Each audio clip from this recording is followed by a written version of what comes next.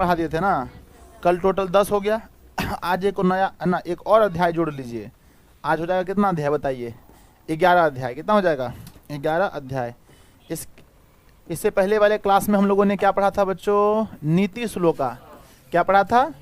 अच्छा एक बात बताइए, नीति श्लोका पाठ में कितने मंत्र थे?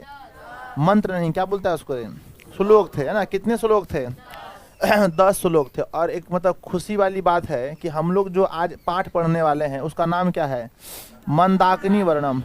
मंदाकिनी वर्णम, है ना बच्चों? इसमें भी लगभग कितने श्लोक हैं बताइए? लगभग मोटा मोटी कितने श्लोक है बताइए? 10 श्लोक हैं। कोई दिक्कत है क्या? अच्छा आप लोग में से कौन कौन ऐसा बच्चा है जो कभी रामायण देखे? हाथ उठाइए। देखे हैं? मतलब अजीब बात हो गया। ऑनलाइन वाले आप लोग बताइएगा, ठीक है? कल हम लोग महाभारत के बारे में बात कर रहे थे और आज किसके बारे में?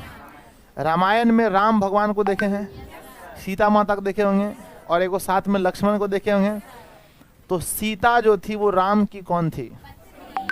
पत्नी थी। सच में? सच में पत्नी थी।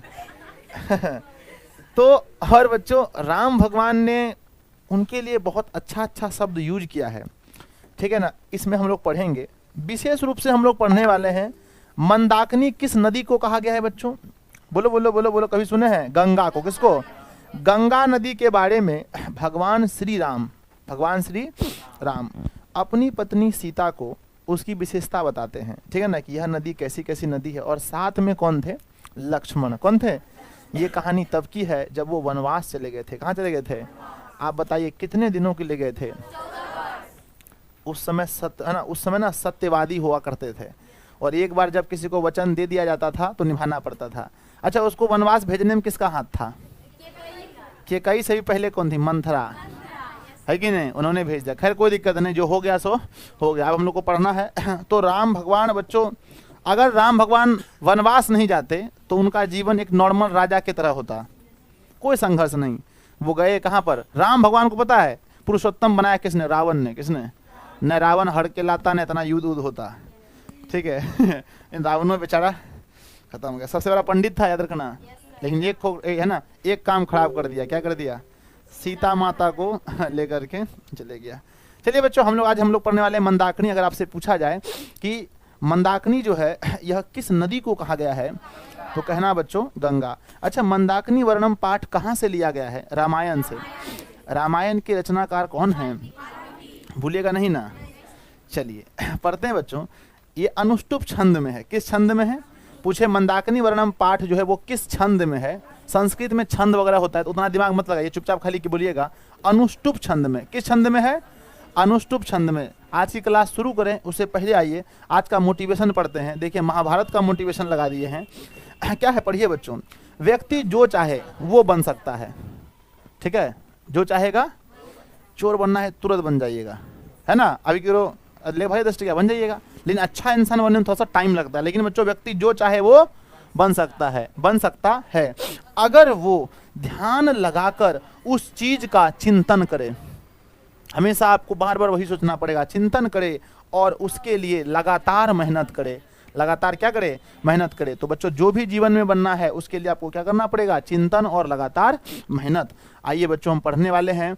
लिखते हैं, इसका देखेंगे हिंदी में देखेंगे। यहाँ पर लिखा है कि प्रस्तुत पाठ वाल्मीकि रामायण के अयोध्या कांड से पूछेगा बच्चों। आपके एग्जाम में क्वेश्चन ऐसे आएगा कि मंदाकिनी वर्णम, है ना? मंदाकिनी वर्णम कहाँ से लिया गया है? रामायण में बहुत सारे कांड होते थे, घटनाक्रम। तो बच्चों किस कांड से? अयोध्या कांड से। के 95 सर्ग से।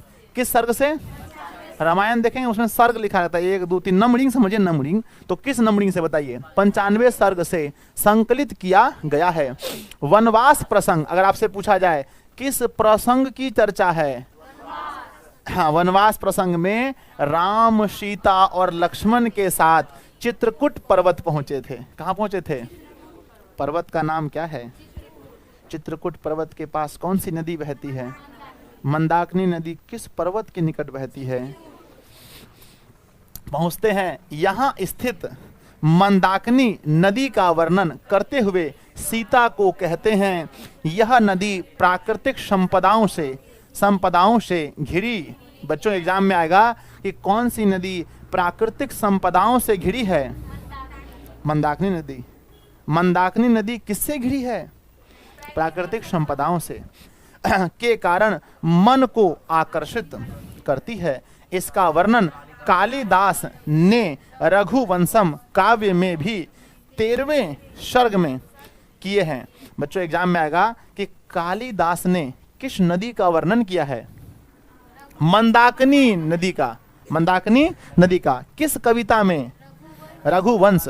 रघुवंश काव्य में। रघुवंश में किस सर्ग में? 13वें सर्ग में। 13वें। और हम लोग यहाँ पढ़ रहे हैं किसमें? रामायण में। रामायण के कितने नंबर सर्ग में? इसी को कहते हैं दिमाग। दिमाग जगह पर रख के पढ़िए, सब याद होगा। किस छंद में?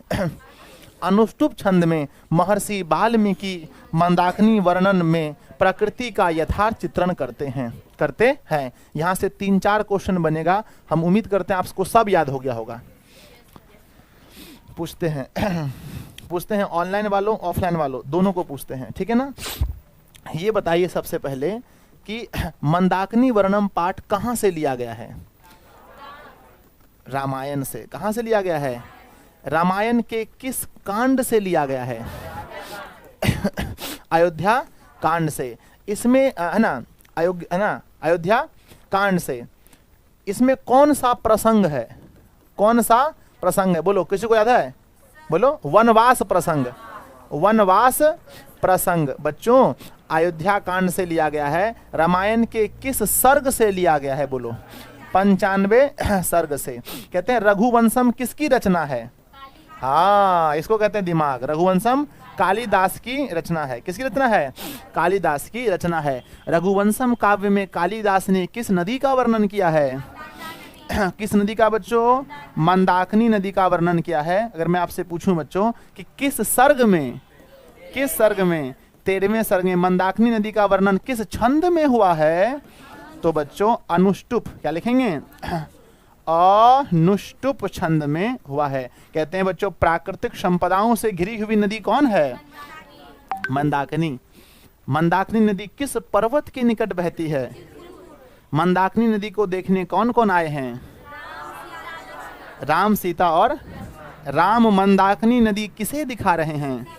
सिर्फ सीता को। किसे? सीता को। आगे बढ़ जाएं। बढ़ जाएं आगे।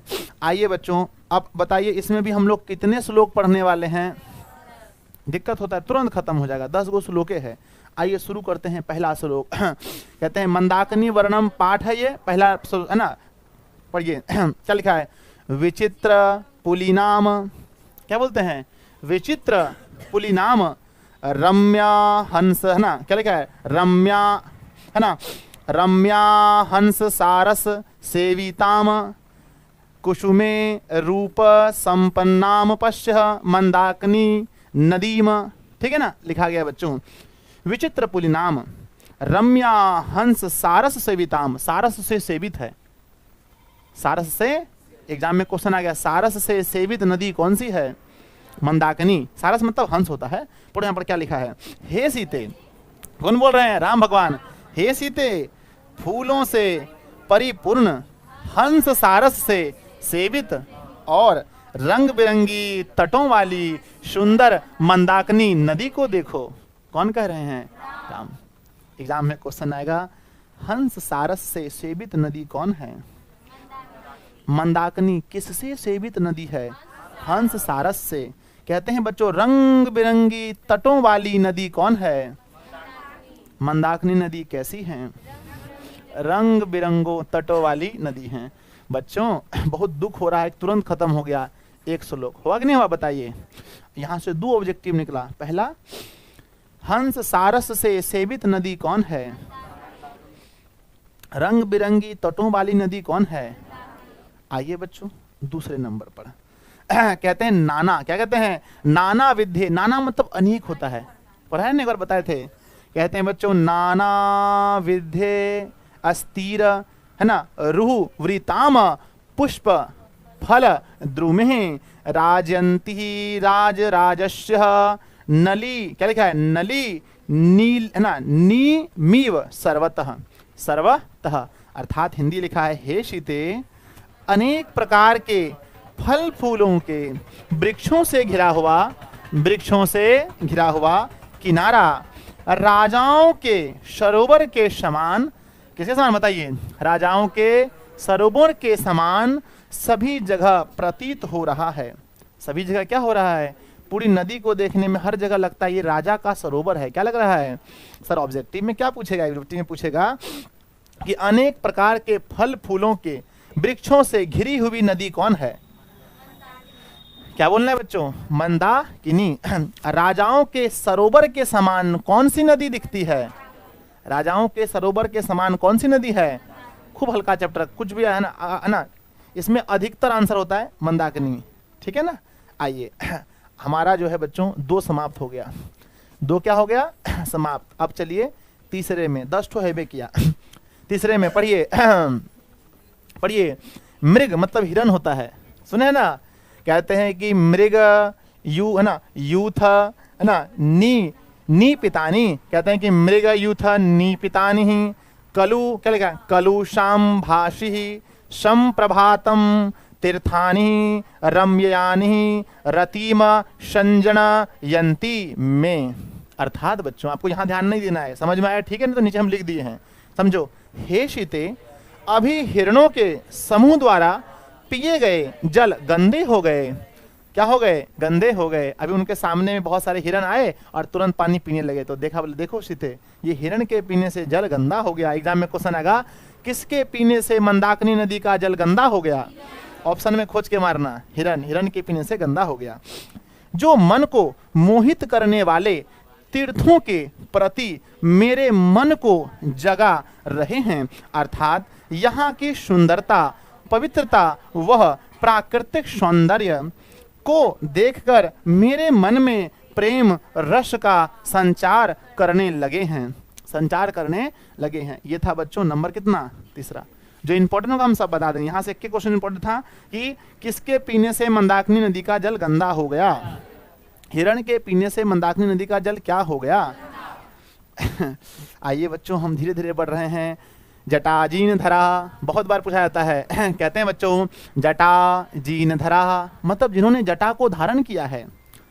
काले वल कलोत्तर वासस ऋषि, ऋषिय है ना, ऋषिय क्या है, सत्व व गहांते नदीम मंदाकिनी प्रिय। इसका अर्थ समझिए बच्चों। हे प्रिय शीते, जटा और मृग चर्म, मृग मतलब होता है हिरण और चर्म मतलब हिरण का चमड़ा। कहते हैं जिन्होंने जटा यानी बड़े बड़े केस और हिरण का चमड़ा धारण करने वाले और पेड़ की छाल को वस्त्र रूप में धारण करने वाले ऋषिगण तो इसी मंदाकिनी नदी में स्नान करते हैं। एग्जाम में क्वेश्चन आएगा बच्चों, मंदाकिनी नदी में कौन स्नान करते हैं? तो आंसर कहना बच्चों ऋषिगण। ऋषिगण कहाँ स्नान करते हैं? मृग चर्म को किसने धारण किया है?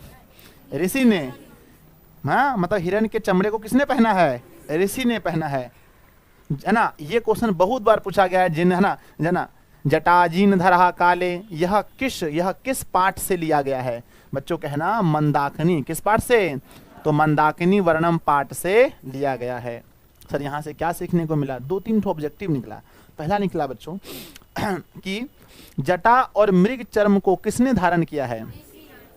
ऋषिगण ना। ऋषिगण कहाँ स्नान करते हैं? मंदाकिनी नदी में कौन स्नान करते हैं? किसके पीने से पानी गंदा हो गया? हिरण के पीने से पानी। कहते हैं कि सारस से सेवित नदी कौन है? मंदाकिनी नदी किस पर्वत के निकट है? चित्रकूट पर्वत के निकट है। मंदाकिनी वर्णम पाठ कहाँ से लिया गया है? रामायण के किस कांड से लिया गया है? अयोध्या कांड। किस छंद में है? अनुष्टुप छंद में। रामायण के किस सर्ग से लिया गया है? 95 सर्ग से। कालिदास ने किस नदी का किस नदी का वर्णन किया है? किस काव्य में? रघुवंशम काव्य में। चौथा हो गया समाप्त। अब बढ़ते हैं बच्चों 5 में ओर। पढ़िए बच्चों क्या लिखा है? आदित्य, क्या लिखा है? आदित्य मतलब सूर्य, आदित्य मतलब कहते हैं आदित्य मुपतिष्ठन्ते नियमा दुर्भ, है ना, क्या कहते, दुर्वह बाहवः एते परे विशालाक्षी मुनियः, क्या लिखा, शशि शशि त्रवतः। देखो बच्चों ने क्या बोला, विशालाक्षी, है ना, क्या बोला, एग्जाम में क्वेश्चन आएगा कि राम ने विशालाक्षी किसे कहा है, सीते को, किसे कहा है, पढ़िए। हे विशाल नयन वाली सीते, विशाल मतलब बड़ी बड़ी आंखें थी सीता की, कहते हैं हे विशाल नयन वाली सीते, ये श्रेष्ठ तथा प्रशंसनीय व्रत रखने वाले मुनि लोग अपनी बाहों को ऊपर किए हुए सूर्य की उपासना में लगे हैं। ऐसे करके नहीं होता है, सूर्य का कैसे करके नहीं करता है, ऐसे करके, तो अपनी बाहों को ऊपर करके किसकी उपासना करते हैं। एग्जाम में क्वेश्चन आएगा ऋषिगण किसकी उपासना करते हैं, ऋषिगण सूर्य की उपासना कैसे करते हैं, अपने दोनों बाहों को ऊपर करके, अपने दोनों बाहों को ऊपर करके। कोई दिक्कत है, दो क्वेश्चन यहां से पक्का बनेगा बच्चों। राम भगवान ने सीता को क्या बोला है, विशालाक्षी, है ना, क्या बोला है, विशालाक्षी का मतलब हे विशाल नयन वाली सीते, ये श्रेष्ठ तथा प्रशंसनीय व्रत रखने वाले। एग्जाम में क्वेश्चन आएगा बच्चों, व्रत कौन रखते हैं, मुनिगण, कौन रखते हैं, मुनि या ऋषिगण व्रत रखते हैं, है ना। चलिए आधा चैप्टर क्या हो गया बच्चों, समाप्त, बस आधा बचा, धीरे धीरे पढ़ रहे हैं, तुरंत खत्म नहीं हो जाए। चलिए पढ़ते हैं, पढ़िए 6ठा नंबर पढ़िए। मारु, क्या लिखा है, मारु तो, है ना, मारु तो द्योत शिखरे प्रनृत्य इव, है ना, पर्वतः पाद, है ना, क्या लिखा है, पा देव, है ना, पाद पे पुष्प पत्राणि ही सृज सृज भद्री भीतो नदीम। अर्थात बच्चों पढ़िए, हे सीते नदी के चारों ओर फूल एवं पत्तों से युक्त एवं हवा में चलायमान शिखर से पर्वत झूमते हुए, है ना, झूमते हुए जैसे लग रहे हैं। बच्चों झूमते हुए कौन दिख रहे हैं, जो पत्ती लगा है ना, पर्वत है, मान के चलो हम ही हैं, और हमारे चारों तरफ से ऐसे ऐसे पेड़ निकल जाए और हवा में पेड़ झूमेगा ना, देखिए हम ही झूम रहे हैं। तो बच्चों वो जो पत्ती के झूलने से ऐसा लग रहा है कि पर्वत ही झूम रहा है। एग्जाम में क्वेश्चन आएगा, नाचता हुआ कौन प्रतीत होता है, पर्वत, पर्वत कैसा प्रतीत होता है। बस यहाँ से एक ऑब्जेक्टिव क्वेश्चन यहाँ से निकलेगा। आइए बच्चों बढ़ते हैं 7वें नंबर में, इसके बाद मात्र 3 ठो है। पढ़िए क्या लिखा है ना, क्या लिखा है बच्चों, कब, है ना, कक, है ना, को आधा को है, कक, है ना, कक चिनम, है ना, नी, है ना, नीनी का शोदाम, ककची, है ना, तपु लीन शालिनिम, है ना, ककचित, है ना, ककची सिद्ध सिद्ध जना किरणम पश्य मंदाकिनी नदीम। बहुत हार्ड है, रामायण का है ना, बहुत हार्ड संस्कृत है, लौकिक संस्कृत थोड़ी है, ये तो वैदिक संस्कृत है, बहुत हार्ड है, समझिए। आइए पढ़िए क्या लिखा है, हे सीते मणि जैसे निर्मल जल वाली मंदाकिनी को देखो, मंदाकिनी को देखो। बच्चों मंदाकिनी, है ना, मंदाकिनी नदी का जल किसके जैसा निर्मल है, मणि के जैसा, मणि के जैसा, जिसकी कहीं तटे सजी धजी हैं तो कहीं ऋषि मुनियों से भरी हुई हैं। अगर गए होंगे वहां देखने के लिए तो देखा बच्चों बहुत सारे ऋषि मुनि नहा रहे हैं, तो बोला कहीं कहीं पर तट मतलब किनारा, कहीं कहीं पर किनारा क्या है, सजा हुआ है फूल वूल से, और कहीं पर ऋषि से सजा हुआ है, ठीक है। तो बच्चों मंदाकिनी नदी का जो किनारा है वो कैसे सजा है, तो कहीं कहीं पर बच्चों, है ना, कहीं कहीं पर क्या लिखेंगे, सजी धजी हैं, और दूसरा कहीं कहीं पर ऋषियों मुनियों से भरी हुई हैं। ऋषियों मुनियों से किसकी तटें भरी हुई हैं, मंदाकिनी, किस, है ना, किस नदी की तटें सजी हुई हैं। एकदम सिंपल क्वेश्चन है। आइए बच्चों बहुत करीब पहुंच चुके हैं, जहां खत्म होने वाला है 8वां नंबर। पढ़िए बच्चों, निधूता, है ना, क्या लिखा, निरधूतान वायुना पश्य मतलब देखो, है ना, निधूरतान वायुना, क्या लिखा है, विततान पुष्प संचरान, क्या लिखा है, क्या लिखा है, पोपलू लू यमाना, क्या लिखा है, नपरा, हाँ, नपश्य तवम जलम, है ना, जल मध्य गान। बस इसको ध्यान दीजिए बच्चों, क्या लिखते हैं, हे सीते वायु द्वारा उड़ाए गए, वायु द्वारा उड़ाए गए फूल समूहों को देखो। जब वायु उड़ाते हैं ना तो बहुत सारा फूल नहीं उड़ता है हवा में, बोला उसको देखो सीते। वायु द्वारा उड़ाए गए फूल समूहों को देखो, फूल समूहों को देखो, है ना। आगे बच्चों क्या लिखा है, और दूसरी तरफ जल के बीच में तैरते हुए फूलों के ढेरों को देखो। कहते हैं एक तो वो देखिए जो फूल हवा में उड़ रहे हैं, एक वो फूल देखिए जो नदी में बह रहे हैं। दोनों फूल को देखने के लिए कहते हैं। किस नदी में फूल बह रहे हैं बताओ? मंदाकिनी नदी में। आइए बच्चों सेकंड लास्ट पढ़ते हैं।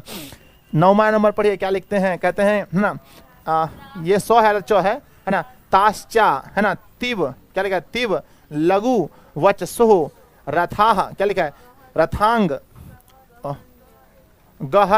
गहयाना द्विजहा अधिरोहंति कल्याणी निस कुजंत शुभा गिरह, शुभा गिरह। इसका अर्थ है हे कल्याणी, सीता को ही बोला है कल्याणी। एक बार क्या बोला था बच्चों, हे सीते, हे विशालाक्षी, हे कल्याणी, पढ़ो हे कल्याणी अत्यंत मीठी वाणी वाला, क्या लिखा है, चकवा चकई पक्षी को देखो। होता है ना पक्षी एक दूठो आवाज करता है, पक्षी का नाम क्या बोला बच्चों, चकवा चकई, है ना। पक्षी है और उसकी वाणी कैसी है बच्चों, है ना, क्या है, मीठी वाणी है। कैसी है, मीठी वाणी है। पढ़िए, पक्षी को देखो जो मधुर आवाज से मंदाकिनी की शोभा को बढ़ा रहे हैं।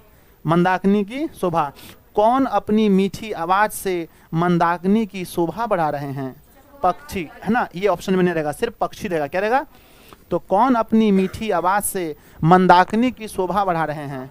अगर ई चैप्टर समझ में आ गया तो सब आ जाए। सबसे हार्ड चैप्टर यही है पूरा बुक में से, 14 में से सबसे हार्ड कौन है बच्चों? मंदाकिनी वर्णम। अगर समझ में आ गया और सब आसान है, ठीक है बच्चों। तो कौन अपनी आवाज से मंदाकिनी नदी की शोभा बढ़ा रहे हैं? बताइए। पक्षी, पक्षी। अगर उसका नाम पूछे तब बोलना। चकवा चकई, आज तक हम नहीं सुने, कभी कहीं नहीं आता है। अंतिम स्टेंडा बच्चों, अंतिम लाइन पढ़िए। 10वां समाप्त हो गया, बहुत दुख के साथ कहना पड़ रहा है। दर्शनम चित्रकूटस्य मंदाकिनी न्याश्च शोभने। अब लास्ट में फिर बोल दिया क्या? शोभने। सीता को बोला शोभने। अधिकम, है ना, क्या लगे, पुरवासाश्च मन्ये तव च दर्शनात्। अर्थात बच्चों हे शोभने, यहाँ चित्रकूट और मंदाकिनी के दृश्यों का दर्शन हो, है ना, दर्शन जो हो रहा है, यह दृश्य तुम्हारे द्वारा किया गया अन्य दृश्यों के दर्शन से अधिक सुंदर माना जाएगा। उसी समय बोल दिया कि सीता, तुमने जीवन में जितना भी चीज देखा है सबसे अच्छा, एकदम इतिहास में जब भी पढ़ा जाएगा तो माना जाएगा कि, है ना, कि सबसे अच्छा चीज सीता ने क्या देखा था? बोलो। 2 चीज, एक मंदाकिनी नदी और दूसरा चित्रकूट पर्वत। चित्रकूट पर्वत। देखो अभी कैसे होता है, शादी ब्याह होने के बाद आदमी लेता है ना घुमाने के लिए कहीं पर, दिल्ली मान के चलो, कहीं पटना वगैरह। अब उस समय राम भगवान कहाँ ले गए थे? बोलो चित्रकूट पर्वत। और बोला देखो इतिहास में जाना जाएगा कि आपने जहां भी जो घूमा है उसमें सबसे अच्छा जगह 2 है। कौन कौन? चित्रकूट पर्वत और मंदाकिनी नदी। क्या बहुत दूर दूर में है? नहीं, दोनों पास में था। दोनों ही क्या था बच्चों? पास में था। तो बताओ यहाँ पर सीता को इन्होंने कौन कौन सा शब्द बोला? बोलिए। राम भगवान ने सीता को क्या क्या कहकर संबोधित किया? बोलो। पहला हे सीते, हे सीते ना, पहला हे सीते। दूसरा बोलो, दूसरा बोलो हे विशालाक्षी, हे विशालाक्षी। और बोलो बच्चों हे शोभने, हे शोभने। और कुछ था क्या? अभी तो उल्टा पुल्टा नहीं नाम बोलता है क्या जी? वो सब नहीं बोलने में फायदा है। तो हे सीते, हे विशालाक्षी, हे शोभने, हे कल्याणी, ये सब शब्द। अच्छा इंटरनेट रुक गया है, गलत बात। हाँ चलो हो गया, ठीक है। तो बच्चों ये सब नाम से पुकारा गया। चलो अब हम लोग इसका क्या करेंगे? ऑब्जेक्टिव क्या करेंगे? हम उम्मीद करते हैं एक भी क्वेश्चन नहीं छूटेगा। देखना 29 क्वेश्चन है। कितना है? क्या ऑनलाइन वालों आप लोग तैयार हैं? चलिए ऑनलाइन वालों से पूछा जा रहा है यस और नो। नहीं तो बोले सर हम लोग को भूलिए गए हैं। जल्दी बोलिए यस और नो। तैयार हैं आप लोग? यस सर, अब इसका ऑब्जेक्टिव करा दीजिए सर। चलिए ठीक है। थोड़ा सा इंटरनेट वगैरह रुक गया था, एक बार देखिएगा सर। इंटरनेट चल रहा है ना? आइए बच्चों, अब इसका करने वाले हैं ऑब्जेक्टिव क्वेश्चन। आइए 29 में से 29 सही करना है किसी भी हाल में। चलिए बच्चों, पहला क्वेश्चन आपके सामने है, किस छंद में मंदाकिनी नदी का वर्णन है? अनुष्टुप छंद में। अभी पढ़ाए थे कि नहीं पढ़ाए थे? आइए बच्चों, मंदाकिनी पाठ के रचनाकार कौन है? बट कालिदास है। कालिदास तो क्या लिखा था? मेघदूत ना लिखा था, भुला जाते हैं बच्चों। वाल्मीकि होगा। मंदाकिनी वर्णम पाठ रामायण के किस कांड से लिया गया है? नहीं पढ़ाए तो अलग बात है, जब पढ़ेबे किए सब कुछ। अगला, मंदाकिनी नदी किसके तालाब के समान दिखाई पड़ता है? ये तो आप लोग को हम नहीं बताए थे उसी में। राजा कुबेर के, किसके? कुबेर के समान दिखाई पड़ता है। मंदाकिनी नदी किसके समान बच्चों? कुबेर के समान। मंदाकिनी नदी किस पर्वत के निकट है? सर यही तो क्वेश्चन खाली आ जाए ना। अगला क्वेश्चन पढ़िए, मंदाकिनी नदी का जल किसके पीने से गंदा? पूछे ना आएगा, किसके पीने से गंदा हो गया बच्चों? तो हिरण ना, हरिण या फिर हिरण के पीने से गंदा हो गया। याद रखिएगा, ठीक है? एकदम आराम आराम से, धीरे धीरे। रामायण के रचनाकार कौन है? हाँ, एक क्वेश्चन एकदम आता है वाल्मीकि। और अगर पूछे महाभारत का तो क्या बताना है? वेद व्यास। ठीक है, अगला प्रश्न नंबर आ चुका है 8, पढ़िए। कालिदास की कौन सी रचना है? हाँ, रघुवंशम किसकी रचना है? और रघुवंशम में उन्होंने किस नदी का वर्णन किया है? मंदाकिनी नदी किस नदी को कहते हैं? गंगा नदी को। याद रखिएगा, ठीक है? थोड़ा धीरे धीरे बोलिए। राम किसको मंदाकिनी नदी दिखा रहे हैं? यहाँ पर नदी गलत है। राम किसको मंदाकिनी नदी दिखा रहे हैं? बोले किसको? सीता को। प्रश्न संख्या 9, 10 नंबर देखिए। वन प्रसंग में, वनवास प्रसंग में राम सीता लक्ष्मण के साथ कहाँ पहुंचे थे? चित्रकूट पर्वत। गलती हो सकता है, कोई चांस भी नहीं है, खाली अच्छा से पढ़िए आप। अगला क्वेश्चन, राम किसे संबोधित करते हुए मंदाकिनी नदी का वर्णन करते हैं? सीता को। ऑप्शन नंबर ए सही है। अगला प्रश्न बच्चों, जटा और मृग चर्म को कौन धारण किए हुए हैं? जटा, बहुत बड़े बड़े बाल। मृग चर्म मतलब हिरण का चमड़ा, कौन धारण किए हैं? मुनि लोग धारण किए हैं। और कैसे कर रहे हैं? दोनों बाहों को उठाकर क्या कर रहे हैं? सूर्य भगवान का नमस्कार कर रहे हैं उन्हें, है ना, यानी उनसे। अगला प्रश्न पढ़िए, सीता रामचंद्र की कौन थी? यहाँ की होगा। सीता रामचंद्र की कौन थी? क्या थी बच्चों? पत्नी। Option number C. अगला प्रश्न पढ़ेंगे, पक्षी का पर्यायवाची क्या होता है? नहीं, इसमें दिए थे, याद करो। कौन बोला था? एक लड़का बोला था। द्विज होता है। क्या होता है? द्विज का मतलब होता है पक्षी। द्विज मतलब क्या होता है? पक्षी। उसमें लिखा भी था संस्कृत में, द्विज माने क्या होता है? पक्षी। मृग मतलब होता है हिरण। रवि तो सूर्य को बोलते हैं ना। हाँ, इसका काक मतलब कौवा कह सकते हैं। अगला क्वेश्चन नंबर 15, दोनों भुजाओं को ऊपर करके कौन उपासना करते हैं? दोनों भुजाओं को ऊपर करके कौन उपासना करते हैं? मुनि लोग। ऑप्शन नंबर आपका बी सही हो जाएगा। अगला प्रश्न, कौन नृत्य के समान प्रतीत होता है? पर्वत। नृत्य मतलब नाचता हुआ। नहीं बताएं कि इतने मतलब उसमें क्या है, फूल पत्ती पेड़ पौधे लगे हैं कि हवा में वो अगर झूलते हैं ना तो ऐसा लगता है कि पर्वत ही हिल रहा है। तो बच्चों, कौन नृत्य के समान प्रतीत होता है? ऑप्शन नंबर आपका डी सही हो जाएगा। अगला, रंग बिरंगे तटों वाली कौन नदी है? एक भी क्वेश्चन गलत नहीं होगा, खाली आप उसको बढ़िया से याद रखिए क्या पढ़ाए हैं। हंस सारस से युक्त नदी कौन सी है? मंदाकिनी। अगला बच्चों, सब लोग बोलिए, धीरे धीरे बोलिए सब लोग। जल के बीच में कौन तैर रहा है? मुनि। नहीं सर। फूल।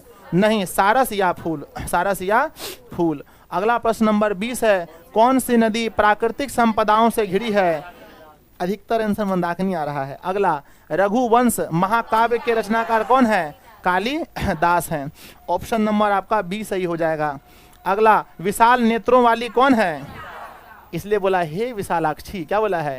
यानी हे विशाल नेत्रों वाली सीते, मंदाकिनी नदी को देखो। पढ़ो, मुनि लोग किसकी उपासना करते हैं? सूर्य की उपासना करते हैं। कौन नदी को दोनों ओर से घेरे हुए हैं? बताइए। हाँ, पर्वत बच्चों नदी को दोनों ओर से घेरे हुए हैं, ठीक है ना। और बोलो कौन सा पर्वत? हाँ, वेरी गुड बच्चों। अगला क्वेश्चन, कौन सब नदी में स्नान करते हैं? ऋषि लोग नदी में स्नान करते हैं। अगला प्रश्न, रामचंद्र जी ने शोभने संबोधन का प्रयोग किसके लिए किया है? सीता जी के लिए किया है। अगला प्रश्न संख्या 27 है, जटाजीन धरा है ना वल्कलोत्तर वासास। इस श्लोक में रिक्त स्थान को भरिए। अब यहाँ पर खाली स्थान है भी नहीं किया ना। जटाजीन धरा है ना वल्कलोत्तर है ना, आगे क्या होगा? आगे क्या होगा बच्चों?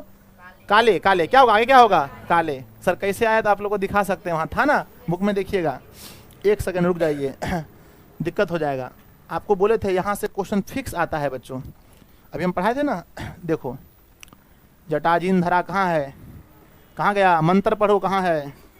हाँ यही नहीं है भैया, रे कहाँ चल गया? पास हो गया क्या जी? आज हाँ पढ़ो, लिखा है हाँ, जटाजीन धरा काले। वहाँ पर वही खाली स्थान छूट गया है, वहाँ पर खाली स्थान दिया रहेगा, है ना। क्या होगा बच्चों? काले। आइए अगला प्रश्न क्या है हमारा? अब मात्र 2 बचा है। कालिदास ने किस नदी का वर्णन किया है? एक बार पता है, बहुत दिन पहले की बात है, हम गलती से कोई मॉडल सेट में, हम उसमें पढ़े नहीं थे ये चैप्टर, उसमें लिखा था बूढ़ी नदी। कौन लिखा था? नहीं ऑप्शन में देखो तो, बूढ़ी गंगा है ना, हम इसी को मार दिए बूढ़ी गंगा। फिर बच्चा लोग बोला नहीं सर गलत है, तब क्या आंसर क्या होगा? मंदाकिनी। लास्ट क्वेश्चन में बच्चों सही करना है। वाल्मीकि रामायण से कौन सा पाठ संकलित है? कोई दिक्कत है? अब बताओ 29 क्वेश्चन में आपको कितना क्वेश्चन याद है? हम बोले थे ना अच्छा से पढ़िएगा, आपका सारा का सारा सही हो जाएगा, ठीक है।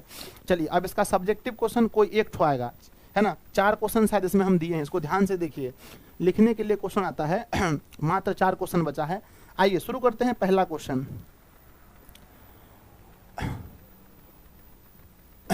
फर्स्ट क्वेश्चन बच्चों, मंदाकिनी का वर्णन करने में राम सीते को किन किन रूपों में संबोधित करते हैं? आप लोग को हम बता दिए हैं।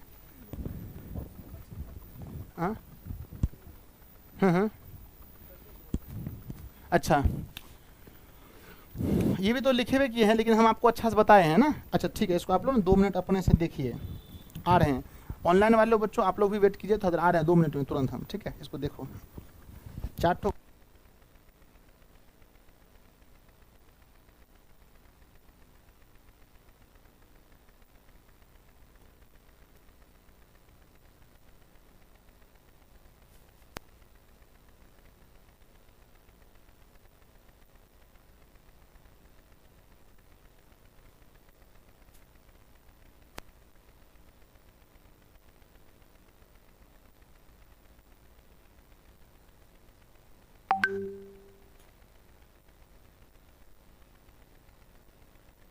बाद में उतार दीजिए, पढ़ लीजिए। हम पहले है ना फुल में पढ़ा देते हैं अच्छा से। पहले देखिए क्या था क्वेश्चन बच्चों, कि मंदाकिनी का वर्णन करने में राम सीते को किन किन रूपों में संबोधित करते हैं। पहले इसका पढ़ लेते हैं, फिर हम आपको बताए हैं ना। पढ़िए क्या लिखा है ना, क्या लिखा है ना। परम पावनी गंगा की शोभा से वशीभूत वश में होना, राम सीता को इसकी सुंदरता का निरीक्षण करने के लिए अपने भाव प्रकट करते हैं।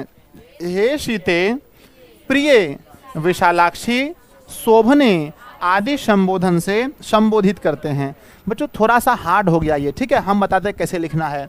कि मंदाकिनी नदी का है ना, मंदाकिनी का वर्णन करते हुए राम सीते को है ना, सीते क्या लिखा है?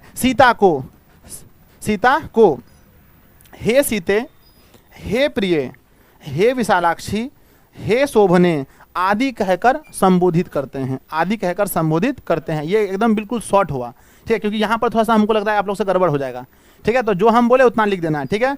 ऑनलाइन वालों सुन रहे हैं आप लोग? हाँ, जो हम बोले उतना ही आपको लिखना है। तो आइए हम लिख के दिखा देते हैं। क्या होगा बच्चों? उत्तर मेरे साथ लिखिए आप लोग भी। उत्तर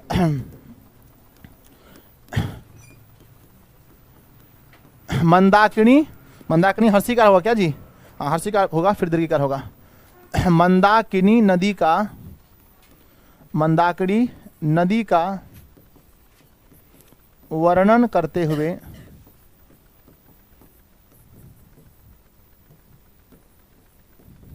क्वेश्चन को एक बार फिर से पढ़ा जाए। किन किन रूपों में संबोधित करते हैं? करते हुए, मंदाकिनी नदी का वर्णन करते हुए श्री राम माता सीते को या माता सीता को हे सीते, हे प्रिय, हे प्रिय, कौमा, हे शोभने, कौमा, हे विशालाक्षी, हे विशालाक्षी आदि कहकर आदि रूप में मंदाकिनी नदी का वर्णन करते हुए श्री राम माता सीता को हे सीते, हे प्रिय, हे शोभने, हे विशालाक्षी आदि रूप में फिर क्वेश्चन पढ़िए, किन किन रूपों में संबोधित करते हैं? आदि रूपों में संबोधित करते हैं।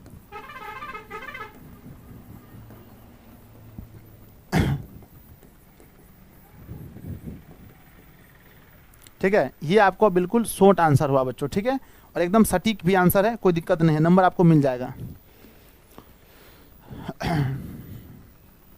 कोई दिक्कत है?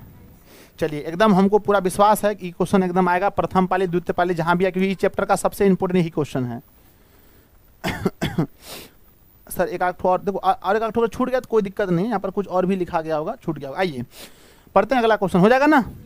यस हो जाएगा। ऑनलाइन वालों आप लोग भी बताना बच्चों, हो जाएगा तो। और सब लोग आप लोग लाइक वगैरह भी करते रहना जी। ठीक है, ऐसा नहीं कि हम नहीं बोलते तब आप लोग लाइक मत करना, क्योंकि अभी तक में 1 के लाइक वगैरह, जबकि विद्यार्थी की संख्या बहुत अधिक है उससे। आ जाइए बच्चों, अगला क्वेश्चन पढ़िए, क्या लिखा है? मनुष्य को पढ़िए, मनुष्य को प्रकृति से क्यों लगाव रखना चाहिए? है ना, ये तो हम पहली बार ऐसा प्रश्न से आया है। देखिए क्या लिखा है कि मनुष्य को प्रकृति से क्यों लगाव रखना चाहिए। अच्छा से पढ़िए, पहले पढ़िए। प्रकृति ही मनुष्य को पालती है, सही बात है कि नहीं बताओ? हवा कहाँ से मिलता है? भोजन कहाँ से मिलता है? जल कहाँ से मिलता है?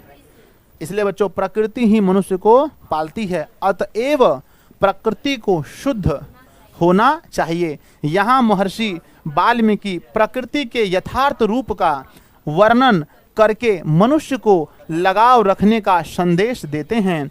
इससे हमारा जीवन सुखमय एवं आनंदमय होगा। ये बिल्कुल सटीक आंसर है, 100%। आप यही आंसर को आप लोग भी लिखेंगे। ठीक है, हाँ। अगर चाहें तो हम कुछ इसमें अपने तरह से भी लिख सकते हैं।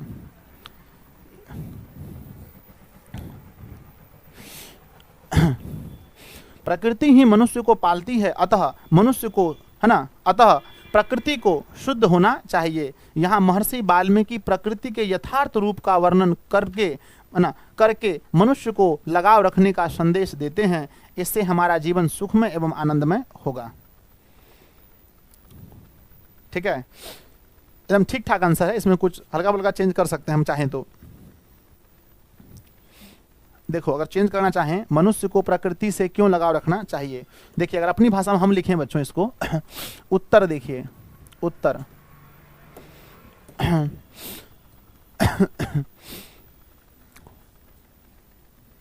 क्वेश्चन फिर से पढ़िए, क्या लिखा है कि मनुष्य को प्रकृति से क्यों लगाव रखना चाहिए।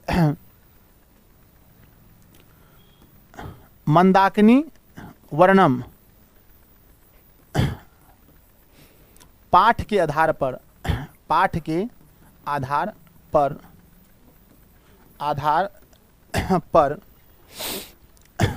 मनुष्य को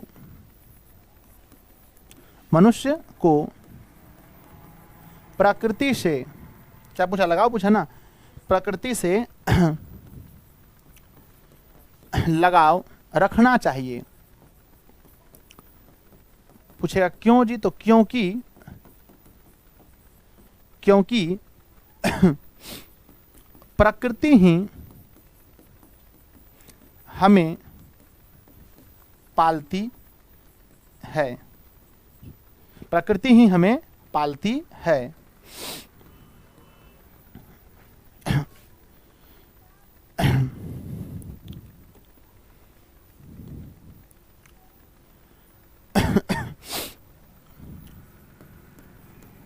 महर्षि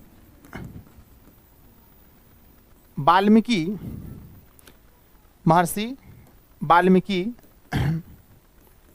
जी इस पाठ में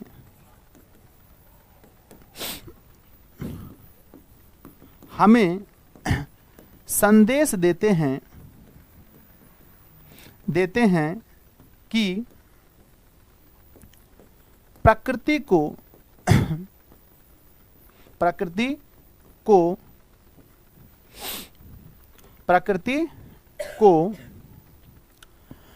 शुद्ध रखना हमारा कर्तव्य है।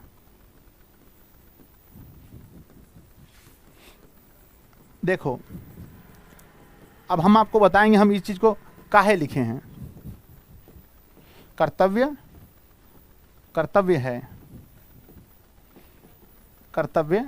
है, ठीक है। शायद यहाँ पर मिस्टेक हो गया, कर्तव्य में कर्तव्य है, सही है। चलिए देखो बच्चों, वो जो आंसर है वो 100% सही था और हम जो लिखें ये भी सही है, लेकिन देखिए इसको हम अपने तरीके से बना के लिखें। इससे हम आप लोग को ये शिक्षा देना चाहते हैं कि बच्चों कोई ज़रूरी नहीं है कि कोई आंसर है उसको 100% हम वही रट लेंगे। अगर आपको लगता है कि आसान है तो हाँ वही लिख लीजिए, लगता है थोड़ा सा अगर हार्ड है तो उसको अपने तरह से बना के लिखिए। हम क्या लिखे पढ़िए तो, मंदाकिनी वर्णम पाठ के आधार पर मनुष्य को प्रकृति से लगाव रखना चाहिए क्योंकि प्रकृति ही हमें पालती है। महर्षि वाल्मीकि जी इस पाठ में हमें संदेश देते हैं कि प्रकृति को शुद्ध रखना हमारा कर्तव्य है। वही चीज़ है, जो चीज़ वहाँ बोला है वही चीज़ है, लेकिन हम अपने तरीका से बोलें, यहाँ पर अपने तरीके से लिखा है। ये तो और स्टैंडर्ड हो जाता है, ये थोड़ा सा कॉमन हल्का फुल्का हो जाता है। समझे नहीं समझे? ऑनलाइन वालों आप लोग समझ गए? हाँ चलिए बच्चों आगे बढ़ते हैं। आपको जिसको लिखना है लिख सकते हैं। आइए अगला प्रश्न पढ़िए, नंबर 3 पढ़िए। मंदाकिनी वर्णम से हमें क्या संदेश मिलता है? पढ़िए बच्चों। मंदाकिनी वर्णम महर्षि वाल्मीकि के द्वारा रचित रामायण के अयोध्या कांड के 95 सर्ग से संकलित है। ये तो सबको याद है। आगे पढ़ें। इससे हमें यह संदेश मिलता है कि प्रकृति हमारे चित्त यानी मन को, चित्त को हर लेती है तथा इससे पर्यावरण सुरक्षित रहता है। प्रकृति की शुद्धता के प्रति हमें हमेशा ध्यान देना चाहिए। इसमें थोड़ा भी हम काट नहीं सकते, इतना अच्छा आंसर लिखा है, इतना शुद्ध आंसर लिखा है, कनियोठ नहीं काट सकते इसमें कुछ भी, इतना हल्का है। इस पाठ से हमें यह शिक्षा मिलती है कि प्रकृति बच्चों किस तरह से प्रकृति पर्यावरण को कैसे सुरक्षित रखती है और कैसे हमारे मन को हर लेती है। नोट कीजिए स्पीड में, कम से कम क्वेश्चन नोट कीजिए फुल स्पीड में, आंसर भी नोट कर लीजिए स्पीड में। अब खत्म होने वाला 1-2 क्वेश्चन होगा मेरे ख्याल से। कितना अच्छा आंसर है।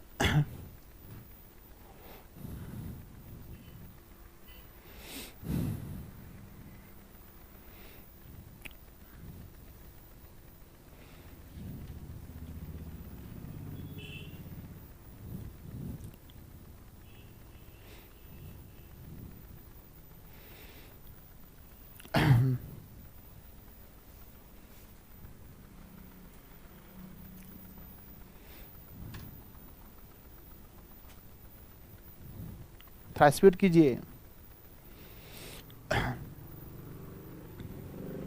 वेरी गुड बच्चों, बहुत बढ़िया।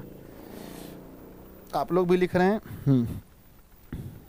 गुरुजी थोड़ा सा इतना स्पीड मत पढ़ाइए। अब इतना, इससे और धीरे क्या होगा? कोई बोलता है धीरे, कोई बोलता है स्पीड है। चलिए हो गया। देखो इतना बात तो सबको याद है कि मंदाकिनी वर्णम जो है पाठ है, यहाँ पर पाठ लिख देना खाली अगर जगह मिले तो। मंदाकिनी वर्णम पाठ महर्षि वाल्मीकि के द्वारा रचित रामायण के अयोध्या कांड के 95 सर्ग से लिया गया है या संकलित है। इससे हमें यह संदेश मिलता है कि प्रकृति हमारे चित्त को हर लेती है तथा इससे पर्यावरण सुरक्षित रहता है। प्रकृति की शुद्धता के प्रति हमारा हमेशा ध्यान देना चाहिए। नहीं प्रकृति खत्म, हम लोग ऐसे खत्म हो जाएंगे। पढ़िए बच्चों। रुक जाओ, 5 क्वेश्चन है इसलिए हम थोड़ा सा स्पीड देख लें, ज़्यादा होता ज़्यादा स्पीड पढ़ाते। पढ़िए। मंदाकिनी वर्णम पाठ का 5 वाक्यों में परिचय दें। कितना वाक्यों में बच्चों? 5 वाक्यों में, अथवा मंदाकिनी का वर्णन अपने शब्दों में करें। देख रहे हैं सब लोग? आइए 5 वाक्य में क्या क्या लिखेंगे। वाल्मीकि रामायण के अयोध्या कांड की सर्ग संख्या 95 से संकलित इस पाठ में चित्रकूट के निकट बहने वाली मंदाकिनी नामक छोटी नदी का वर्णन है। ये एक वाक्य लिखा बाबा रे बाबा, कितना लंबा लिखा। आगे, इस पाठ में आदि कवि वाल्मीकि की काव्य शैली तथा वर्णन क्षमता अभिव्यक्त हुई है। कितना हुआ? 2। वनवास काल में जब राम एक के जगह लिख दिया, जब अलग हुआ राम अलग होगा। जब राम, सीता और लक्ष्मण एक साथ चित्रकूट पर्वत जाते हैं तब मंदाकिनी की प्राकृतिक सुंदरता से प्रभावित हो जाते हैं। कैठो वाक्य हुआ बताइए, कितना वाक्य हुआ? 3। अगर आप इसको छोटा छोटा वाक्य बना के लिखेंगे तो 5 तो इतने दूर में पुर जाएगा। लंबा लंबा बना के लिखा तब ना इतना का पूरा है। अभी कैठो हुआ है बोलिए? 3। आगे बच्चों, वे सीता से कहते हैं कि यह नदी प्राकृतिक संपदाओं से घिरी होने के कारण मन को आकर्षित कर रही है। कितना हुआ? 4। यह नदी रंग बिरंगी छटा वाली और हंसों द्वारा सुशोभित है। कितना हो गया? बाकी आगे लिख दिया अपने मन से, अलग चीज है, 5 लिखने बोला था। ऋषिगण इसके निर्मल जल में स्नान कर रहे हैं। कितना हुआ? 6। श्री राम सीता को मंदाकिनी का वर्णन सुनाते हैं। 7। ठीक है ना। ये 7 इसलिए लिखा था बच्चों क्योंकि ये 7 इसके लिए बोला गया था कि मंदाकिनी का वर्णन अपने शब्दों में करे। यहाँ ने बोला था 5 वाक्य, इसलिए 7 खींच दिया। इसके अनुसार से कितना लिखना था? 5 वाक्य। जो जो उसमें पढ़े हैं उसी को लिखना है। खूब हार्ड है? कुछ भी हार्ड नहीं है। बोलिए हो जाएगा? चलिए ऑनलाइन वालों बच्चों इसका स्क्रीनशॉट ले लीजिएगा। अभी और कितना क्वेश्चन है देखिए, यही बात का फिक्र है। इसलिए बोलते हैं ऑनलाइन में सब पढ़ने नहीं आता है, कुछ है ना, झूठो बकेती करने आता है। देखो क्या लिखा है। अभी कितना क्वेश्चन है सर, यही पूछने का है। जब ये पढ़ा रहे हैं तो पढ़ना चाहिए जी। और बोलेगा सर रिजल्ट नहीं बनता, रिजल्ट ऐसे बनता है। आइए अंतिम प्रश्न पढ़िए क्या लिखा है। श्री राम के प्रकृति सौंदर्य बोध पर अपना विचार लिखें। अपना विचार लिखें। जो श्री राम ने प्रकृति का इतना अच्छा बोध किया है, आपका विचार क्या है? सुनिएगा, सुनिए। वनवास काल में जब राम, सीता और लक्ष्मण एक साथ चित्रकूट पर्वत जाते हैं तब श्री राम मंदाकिनी की प्राकृतिक सुंदरता से प्रभावित हो जाते हैं। वे सीता से कहते हैं कि यह नदी प्राकृतिक संपदाओं से घिरी होने के कारण मन को आकर्षित कर रही है। यह नदी रंग बिरंगी तटों वाली और हंसों द्वारा सुशोभित है। ऋषिगण इसके निर्मल जल से स्नान कर रहे हैं। श्री राम सीता को मंदाकिनी का वर्णन सुनाते हैं। जो भगवान राम जी ने सीता को जो जो बात कहा है उसी बात को लिख देना है। एक बात ऊपर नीचे हो सकता है, कम बेस हो सकता है, कोई दिक्कत है? क्वेश्चन नोट कीजिए, आंसर नोट कर लीजिए। छोटा आंसर है, क्वेश्चन तो फिलहाल नोट कर ही लीजिए स्पीड में। 1 गो सब्जेक्टिव, 3 गो ऑब्जेक्टिव। 3 और 2 कितना हुआ? 5 नंबर का यह अध्याय आज का पक्का आपको मिलेगा।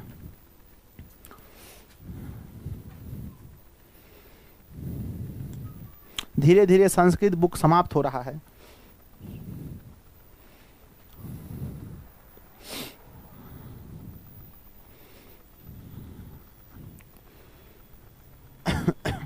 आप लोग लिखिए, तब तक ऑनलाइन वालों से हम बात कर लें, देखें कुछ।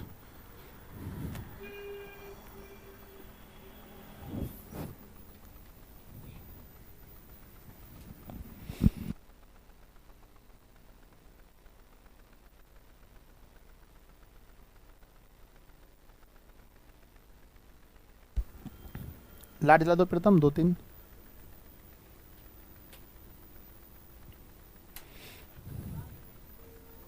ओ, इसका पीडीएफ कब दीजिएगा सर? अभी दे देंगे बच्चों इसका पीडीएफ, ठीक है? अभी थोड़ी देर में डाल देंगे व्हाट्सएप पर, ठीक है? स्क्रीनशॉट वगैरह ले लीजिए आप लोग जो लोग ऑनलाइन पढ़ रहे हैं।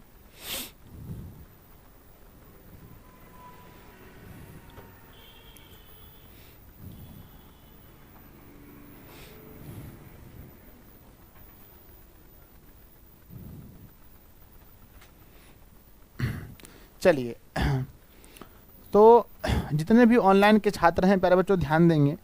अब आपकी अगली कक्षा 6 बजे होने वाली है। आपकी नेक्स्ट क्लास जो है वो 6 PM पर होने वाली है। रामबाण सीरीज बच्चों ऑब्जेक्टिव का। उसके बाद जो सब्जेक्टिव क्लास होगा वो किस विषय का होगा वो आपको बता दिया जाएगा। हो सकता है कि यहाँ पर केमिस्ट्री शुरू हो या इकोनॉमिक्स, दोनों में से कोई एक होगा, जो कि 9 बजे रात को होती है। ठीक है बच्चों, आप लोग तैयार वगैरह रहिएगा। ठीक है, और सुबह अभी हमारा क्या चलने वाला है, कल क्या चलेगा, संवाद ना, संवाद। तो बाकी जो पढ़ाएं उसको आप लोग पढ़ते रहिएगा। ठीक है, आप लोग जाइए, मिलते हैं सुबह। होमवर्क में जो क्वेश्चन लिख के खाली छोड़े, आंसर नहीं लिखें, उसको खुद से लिख लीजिएगा। बाकी मैथ्स वगैरह भी अच्छे से घर पर पढ़ते रहिए अपने अनुसार से। अब एग्जाम करीब है, हम उसमें क्या बोलेंगे, है ना, पढ़ते रहिए, कोई काम नहीं, खाना पीना पढ़ना, बात खत्म है। ठीक है, निकलिए जाइए। थोड़ा ऑनलाइन वालों से हम बात वगैरह कर लें, आप लोग जाइए स्पीड में।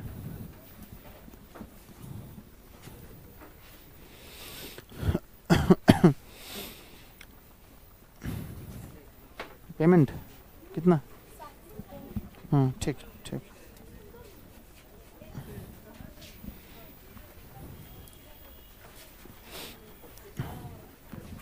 क्या लिख रहे हैं आप लोग, लिखिए सर केमिस्ट्री का। हाँ बिल्कुल, हम सुन रहे हैं, बहुत दिनों से सुन रहे हैं। आपको बच्चों हताश नहीं होने देंगे, हम आपको केमिस्ट्री का नोट्स ज़रूर देंगे। संस्कृत व्याकरण सर, देखिए इसके बाद आपका व्याकरण ही होगा। ठीक है, और कुछ पूछिए, आपके मन में कोई शंका है तो। हिस्ट्री और इकोनॉमिक्स का ऑब्जेक्टिव का नोट्स कब दीजिएगा, दे चुके हैं बच्चों, हिस्ट्री इकोनॉमिक्स सबका दे चुके हैं, ऑब्जेक्टिव नोट्स दे चुके हैं। आपको नहीं मिला है तो मिल जाएगा। गुरुजी टेस्ट, गुरुजी आज मेरा टेस्ट में एक क्वेश्चन गलत हो गया। अच्छा कोई दिक्कत नहीं, हुआ होगा। चलिए बच्चों, है ना, मन से पढ़ते रहिए, इसी प्रकार से आप लोग बहुत बढ़िया। देखिए हम सिर्फ आपके लिए बच्चों इतना क्लास रखे हैं ताकि ऑनलाइन ऑफलाइन दोनों बच्चे को फायदा हो। अब बताओ संस्कृत में कितने चैप्टर बच गए हैं, मात्र बच्चों आप देखेंगे तो 4 चैप्टर बचे होंगे, 4 या 3, है ना। सर संस्कृत का बुक है,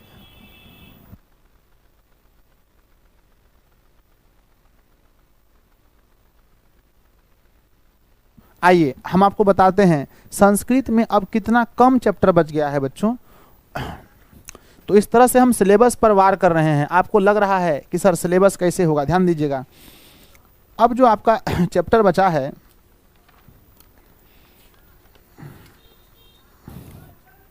देखिए अब आपका व्याघ्र पथिक हो ही गया है बच्चों। अब आपको बचा है कर्णस्य दानवीरता पाठ, कर्णस्य दानवीरता, जो आपका कल हो जाएगा, ये हम बताए ही नहीं आपको।